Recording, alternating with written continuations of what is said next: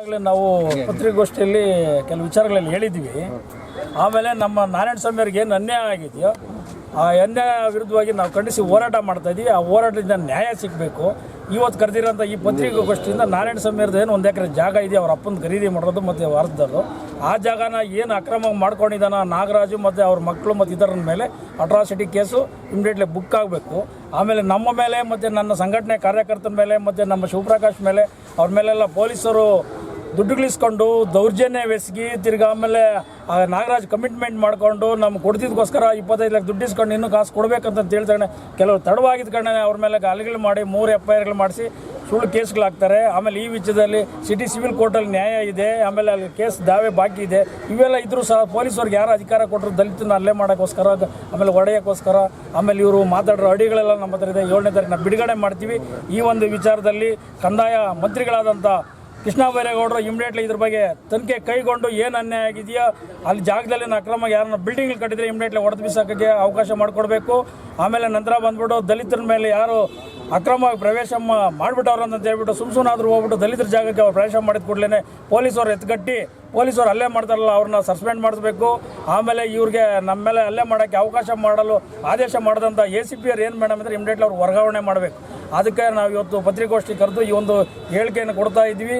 ಈ ಹೋರಾಟಕ್ಕೆ ತಾವೆಲ್ಲ ಬಂದಿರೋದಕ್ಕೆ ನನಗೆ ಭಾಳ ಸಂತೋಷ ಆಗ್ತದೆ. ನಮ್ಮ ನಾರಾಯಣ ಸ್ವಾಮಿ ಅವರಿಗೆ ನ್ಯಾಯ ಕೊಡಬೇಕಂತೇಳಿ ನಾವು ಕೇಳ್ಕೊತಾ ಇದ್ದೀವಿ. ಹೋರಾಟ ಸಿಕ್ಕೋವರೆಗೂ ನಮ್ಮ ಬಾಬಾ ಸಾಹೇಬ್ ಅಂಬೇಡ್ಕರ್ ಅವರ ಸಿದ್ಧಾಂತಗಳಂತೂ ಜೈ ಭೀಮ್ ಅಖಿಲ ಭಾರತ ದಲಿತರ ಸಮಿತಿ ಮತ್ತು ದಲಿತ ಸಂಘಟನೆಗಳ ಒಕ್ಕೂಟದಿಂದ ಬೃಹತ್ ದಮಟೆ ಚಳವಳಿಯನ್ನು ಹಮ್ಮಿಕೊಂಡಿದ್ದೀವಿ. 7ನೇ ತಾರೀಕು ಆ ಹೋರಾಟದ ಮೂಲಕ ನ್ಯಾಯ ಸಿಗುತ್ತೆ ಅಂತೇಳಿ ನಾನು ಒಂದು ಹೇಳಿಕೆಯನ್ನು ಕೊಡ್ತಾ ಇದ್ದೀನಿ. ನೀವ್ಯಾರು ಜಮೀನು ಹೇಳಕ್ಕೆ ಬರೋಕ್ಕೆ ಅಂತ ಕೇಳ್ತಾವ್ರೆ. ನಾವೊಬ್ಬ ಅಟ್ರಾಸಿಟಿ ಕಮಿಟಿ ಮೆಂಬರ್ ಆಗಿದ್ವಿ, ಆಮೇಲೆ ದಲಿತರ ನಾಯಕರಾಗಿದ್ವಿ. ಜಾಗ ಹೋಗೋದು ಈಗ ನಿಮ್ಮ ಮಾಧ್ಯಮದವ್ರು ಬಂದು ನಮ್ಗೆ ಇಂಟರ್ವ್ಯೂ ಮಾಡ್ತಾ ಇದ್ದೀವಿ. ನಿಮ್ಮ ಮೇಲೆ ಬಂದು ಕೂಡಲೇ ನಾವು ಅಲ್ಲೇ ಮಾಡಿಬಿಟ್ರೆ ಏನು ಪ್ರಯೋಜನ? ಅದು ಯಾರು ಇವ್ರಿಗೆ ಅಧಿಕಾರ ಕೊಟ್ಟವರು ಪರಿಶೀಲನೆ ಮಾಡಬೇಕಲ್ಲ. ನಾವೇನೋ ಮಾಡ್ತಾ ಇದ್ದೀವ, ಏನು ಅಕ್ರಮಕ್ಕೆ ಏನೋ ಅವ್ರಲ್ಲಿ ಕಾಂಪೌಂಡ್ ಹಾಕಕ್ಕೆ ಹೋಗಿದ್ದೀವ, ಏನೋ ಮಾಡಿದ್ದೀವ ತೋರಿಸ್ಬೇಕು, ಮಾತಾಡಬೇಕಲ್ಲ. ನೀವು ನಮ್ಮ ಜಾಗದ ನಮ್ಮ ಸ್ನೇಹಿತರ ಜಾಗಕ್ಕೆ ನಾವು ಜಾಗಕ್ಕೆ ಹೋಗ್ಬೋದಾ? ಪರಿಶೀಲನೆ ಮಾಡಬಾರ್ದಾ? ಪತ್ರಕರ್ತರ ಮೇಲೆ ಹಲ್ಲೆ ಮಾಡಿರೋ ಸರ್, ಪತ್ರಕರ್ತರ ಮೇಲೆ ಕೂಡ ಹಲ್ಲೆ ಮಾಡಿದಾರೆ, ಮೀಡಿಯಾದವ್ರ ಮೇಲೆ ಹಲ್ಲೆ ಮಾಡಿ. ಹೌದು, ಮೀಡಿಯಾದವ್ರ ಮೇಲೆ ಹಲ್ಲೆ ಮಾಡೋದು. ಲಾಸ್ಟ್ ಟೈಮ್ ನಮ್ಮ ಇವರೇ ಸೆಂಟ್ರಲ್ ಇದು ಸುಪ್ರೀಂ ಕೋರ್ಟ್ ಆದೇಶನ ಆಗಿದೆ. ಮಾಧ್ಯಮದ ಮೇಲೆ ನಾನು ಸುಮ್ಮನಾದ್ರೆ ಇದು ಮಾಡಿದ್ರೆ ಇಮಿಡಿಯೇಟ್ಲಿ ಕೇಸ್ ಹಾಕಿ ಒಳಗಡೆ ಜೈಲ್ಗೆ ಹಾಕ್ರಿ ಅಂತ ಇದರ ಆದೇಶ ಆಗಿದೆ. ಆ ಆದೇಶ ಪ್ರಕಾರ ಆಗಬೇಕು. ಅವ್ರಿಗೆ ಹಲ್ಲೆ ಮಾಡಿರೋದು ನಾಗರಾಜು ಮತ್ತು ಇತರರು ಮತ್ತು ಪೊಲೀಸರು ಮಾಡಿದ್ದಾರೆ. ಅವರೇ ಡೈರೆಕ್ಟಾಗಿ ಮಾಡಿದ್ದಾರೆ. ಯಾರು ಇವ್ರಿಗೆ ಅಧಿಕಾರ ಕೊಟ್ಟರು? ಇವ್ರಿಗೆ ಯಾರು ಅಧಿಕಾರ ಕೊಟ್ಟರು? ಮಾಧ್ಯಮದವ್ರ ಮೇಲೆ ಆಗಲಿ ಇನ್ನೊಬ್ಬರ ಮೇಲೆ ಆಗಲಿ ಅಲ್ಲೇ ಮಾಡೋಕ್ಕೆ ಇವ್ರಿಗೆ ಯಾರಿಗೆ ಅಧಿಕಾರ ಕೊಟ್ಟರು? ಅದೆಲ್ಲ ಮಾಡಬಾರ್ದು. ಯಾಕಂದರೆ ಮಾಧ್ಯಮದವ್ರಿಂದನೇ ವಿಚಾರ ಪ್ರಚಾರ ಆಗ್ತದೆ, ಎಲ್ಲ ವಿಚಾರ ಆಗ್ತದೆ. ಇವತ್ತು 4ನೇ ಸ್ಥಾನದಲ್ಲಿ ಮಾಧ್ಯಮ ಇದೆ. ಮಾಧ್ಯಮ ಇಲ್ಲಾಂದ್ರೆ ನಾವು ಯಾರು ಇಲ್ಲ ನೀವು ವಿಚಾರ ಹೇಳಿದ್ದೆ ನಮ್ಮ ಪ್ರಚಾರ ಆಗ್ತದೆ. ನಮ್ಮ ವಿಚಾರನ ಎಲ್ಲ ಕಡೆ ನಡೆದ್ರೆ ಪ್ರಚಾರ ಆಗುತ್ತೆ. ನೀವೊಂದು 4ನೇ ಸ್ಥಾನದಲ್ಲಿ ಇದ್ದೀರಾ ಈ ಸಮುದಾಯದಲ್ಲಿ ಮತ್ತು ಕಾನೂನು ಅಡಿಯಲ್ಲಿ.